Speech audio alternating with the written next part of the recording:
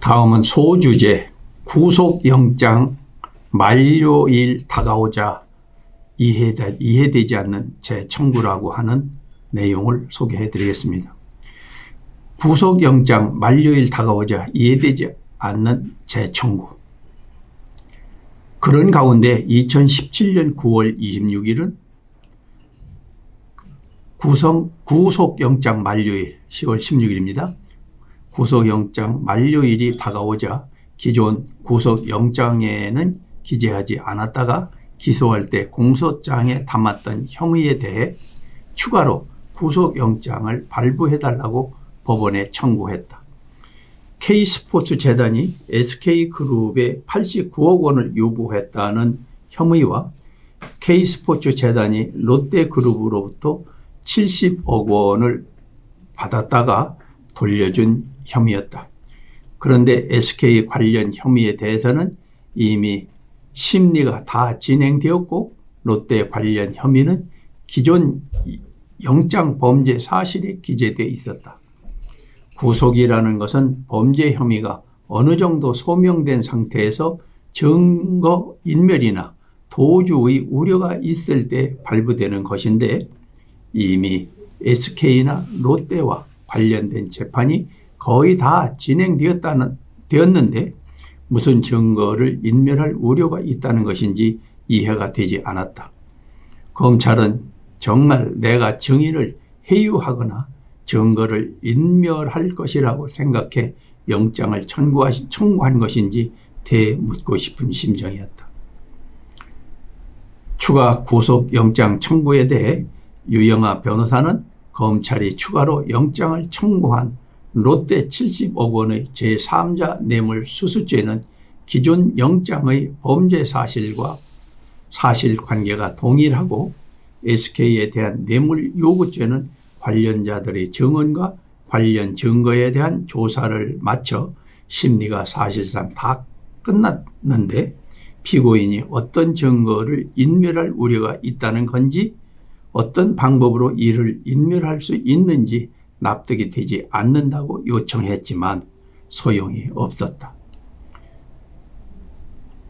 검찰이 문제 삼는 SK나 롯데와의 문제 역시 앞서 다른 기업들과의 사례와 비슷하다.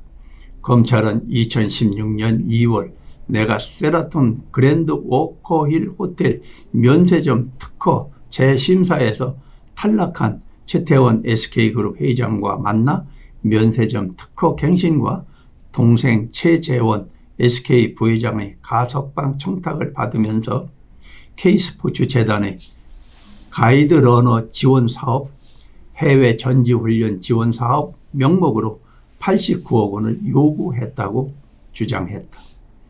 그러나 당시의 진상은 이렇다. 나는 2016년 2월 16일 청와대 안가에서 최 회장을 만나 창조경제혁신센터에 대한 이야기를 주로 나누었다. SK는 대전 창조경제혁신센터를 돕고 있었는데 스마트팜 등 좋은 아이디어로 센터 활성화에 크게 기여했고 나중에는 세종 창조경제혁신센터까지 맡았다. 이날 또 최 회장이 좋은 아이디어를 많이 내놓아 나는 안종범 당시 경제수석에게 연락해 면담 중간에 동석시킨 뒤 최 회장의 이야기를 참고하도록 했다. 그러던 와중에 안 수석에게 SK 미르 K스포츠재단에 111억 원을 출연했다는 말을 듣고 감사를 전했을 뿐이다. 그리고 최 회장이 워낙 아이디어가 많고 추진력이 뛰어나니 시각장애인을 돕는 가이드러너 사업에 SK처럼 대기업이 도와주면 참 좋을 것 같다고 이야기했다. 다만 89억 원에 대한 언급은 꺼낸 적이 없다. 가이드러너 사업은 K스포츠재단에서 진행하는 사업이었는데 의미 있는 사업이라고 생각해 적극 추진하고 싶었다. 이 사업을 나에게 알려준 최서원 원장은 재단의 홍보 관계자를 통해 들었다고 이야기했는데 좋은 취지의 사업이라고 생각했기 때문에 SK 측에 제안한 것이지 최서원 원장 측의 이권이 개입된 사안인 줄 알았다면 나는 절대로 거론하지 않았을 것이다. 참고로 면담 당시 최 회장은 동생, 여기서 동생은 최재원 당시 SK 수석 부회장을 말합니다. 동생이 아직 못 나와서 조카들 볼 면목이 없다며 수감 중이던 동생 얘기를 완곡하게 꺼냈던 것으로 기억한다. 하지만 최 회장이 직접적으로 가석방을 언급한 적은 없고 나 또한 최 회장의 얘기를 그냥 듣기만 했을 뿐 가석방에 대해 어떤 지시도 내린 적이 없다. 가이드러너 사업은 나중에 실무 진행 과정에서 SK그룹 담당자가 K스포츠 재단 측이 요구한 금액이 너무 많아 난색을 보였다고 한다. 이에 K스포츠 재단 측에서 처음 요구했던 89억 원을 감액했고 절충하는 과정을 거쳐 최종적으로는 30억 원을 지원하기로 합의했다고 한다. 그런데 갑자기 K스포츠 재단에서 SK 관계자에게 자신들이 지원을 요구한 것은 없던 것으로 하자고 연락이 와서 없던 일로 된 것이라고 한다. 나중에 검찰 조사와 재판 과정에서 그런 사실을 자세히 알게 되어 최 회장에게 가이드러너 이야기를 건넨 것을 뒤늦게 후회했지만 내가 세심하게 살펴보지 못한 불찰이라고 생각한다. 이러한 것을 제대로 챙기지 못한 것에 대해서는 국민에게 거듭 죄송할 따름이다. 롯데가 미르재단과 K스포츠재단에 45억 원을 출연하고 난 뒤 2016년 3월 14일 청와대 안가에서 신동민 롯데 회장과의 독대 자리가 있었다. 여기서 내가 롯데의 면세점 신규 특허 취득을 대가로 K스포츠재단의 하남 체육시설 건립에 70억 원을 추가 출연토록 강요했다는 검찰 주장도 나로서는 황당한 이야기다.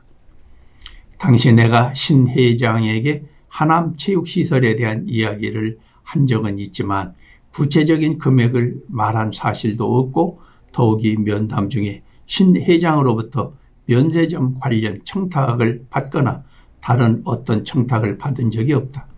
신 회장도 내게 기업 관련 부탁을 한 사실이 전혀 없다. 내가 기억하기로는 당시 신 회장과는 고용 창출 문제와 평창 동계올림픽 등에 관한 이야기를 나누었다. 나중에 롯데가 추가로 K스포츠재단에 건넨 돈이 70억 원이고 기업에 너무 많은 부담을 주는 것 같다는 말을 전해 듣고 이를 철회시키라고 안 수석에게 지시한 것으로 기억한다.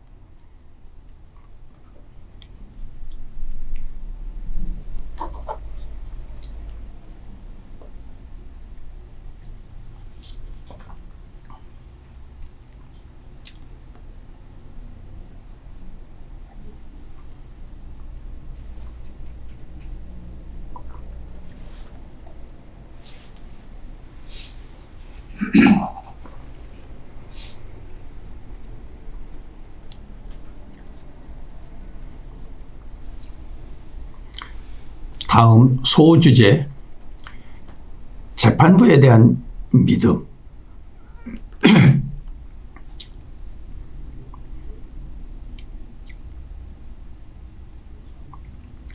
다음 소주제, 재판부에 대한 믿음. 더 이상 의미가 없다는 결론. 이 소주제를 소개해 드리도록 하겠습니다. 어쨌든 이 문제는 기존 재판에서 다뤄지고 있었음에도 검찰이 구속영장에 빠져 있었다는 이유로 이 두 건을 추가해 구속영장을 다시 받겠다고 나선 것이다. 변호인단은 검찰의 추가 구속영장 청구는 다른 공소사실 재판을 위한 별건 구속이라고 항의했다. 하지만 10월 13일 법원은 검찰이 청구한 영장 내용 중 SK그룹에 뇌물을 요구했다는 점에 대해 증거인멸 우려가 있다는 이유로 추가 구속영장을 발부했고 최장 6개월간 구속이 연장됐다. 이로써 재판을 통해 결백함을 가려보고자 했던 나의 기대는 완전히 사라졌다. 이 재판은 애초에 뇌물죄를 확정짓기 위한 하나의 요식행위에 불과하다는 생각이 굳어졌다. 그래서 나는 향후 재판에 불참하기로 결정했고 변호인단에 모두 사임을 요구했다. 10월 16일 재판에서 나는 다음과 같은 입장문을 읽었다. 구속돼 주 4회씩 재판을 받은 지난 6개월을 참담하고 비통한 시간들이었습니다. 한 사람에 대한 믿음이 상상조차 하지 못한 배신으로 돌아왔고 이로 인해 저는 모든 명예와 삶을 잃었습니다.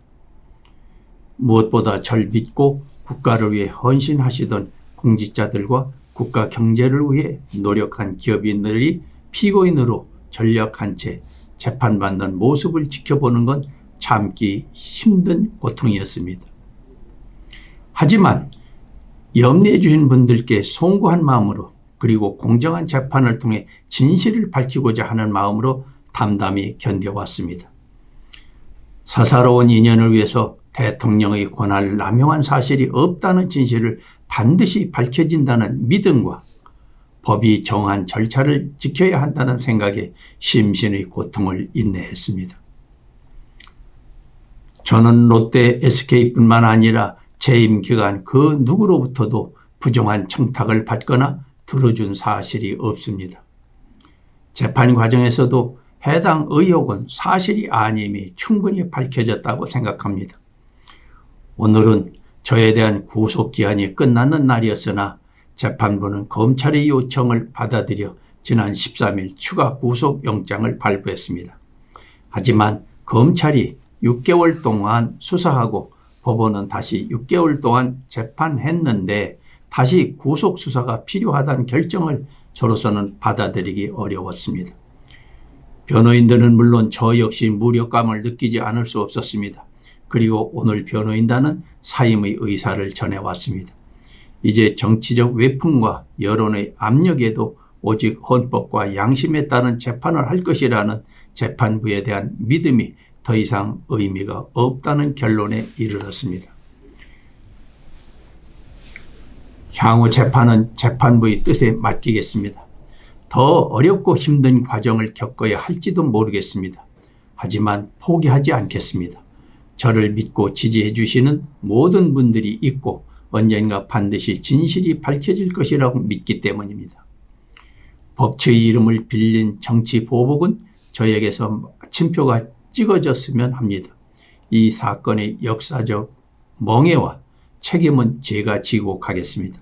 모든 책임을 저에게 묻고 저로 인해 법정에 선 공직자들과 기업인들에게는 관용이 있기를 바랍니다. 이것을 다 읽고 나자 법정은 고요해졌다. 재판부는 다소 놀란 듯 잠시 휴정을 하겠습니다라고 휴정을 선언했다. 나는 바로 법정에서 퇴장해 구치소로 돌아갔다. 이후 재판은 내게 불참한 골석 재판으로 진행됐다. 변호인단이 전원 사임해 국선 변호인이 접견을 요청했지만 나는 모두 거절했다. 국선 변호인에 대한 불신이 아니라 재판에 대한 불신 때문에 더 이상의 법적 절차가 의미가 없다고 본 것이다. 해가 바뀌었다. 2018년 2월 13일 최소원 원장이 1심에서 징역 20년, 벌금 180억 원을 선고받았다는 소식을 접견을 온 유 변호사를 통해 들었다. 나도 비슷한 판결을 받겠다는 생각이 들었다. 예상대로 4월 6일 1심에서 첫 판결이 나왔는데 검찰이 제시한 18개 혐의 중 16개가 유죄로 인정되어 징역 24년에 벌금 180억 원이 선고됐다. 이는 나중에 대법원 2021년 1월 14일 대법원 판결입니다. 대법원에서 징역 20년, 벌금 180억 원, 추징금 35억 원으로 됐습니다. 사실 판결을 전해 들었을 때 징역이 30년이든 100년이든 어차피 나는 의미를 두지 않았기 때문에 별다른 느낌도 없었다. 어차피 최 원장과 나를 공동 정범으로 묶어서 뇌물죄로 만들려 했던 재판이니 말이다. 이것은 이 재판에서 건드릴 수 없는 원칙이 되어 있었다. 그렇기에 항소도 포기했다. 내가 잘못한 게 있다면 재판정에서 진실을 가릴 수 있다고 믿었다는 것이다. 시간이 흐른 뒤 역사의 법정에서 이 모든 것에 대한 진실이 밝혀질 것으로 믿는다. 중앙일보에 게재되어 있는 박근혜 전 대통령 회고록을 유튜브 방송 단서대 쓴소리에서 최종진 교수가 소개해 드렸습니다. 좀 발음이 시원찮고 긴 글을 읽어드리다 보니 지루하셨을 거고 그다음에 잘 이해가 안 되는 분도 있었을 거라고 믿습니다.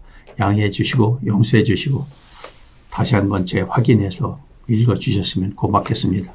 최종진 교수였습니다.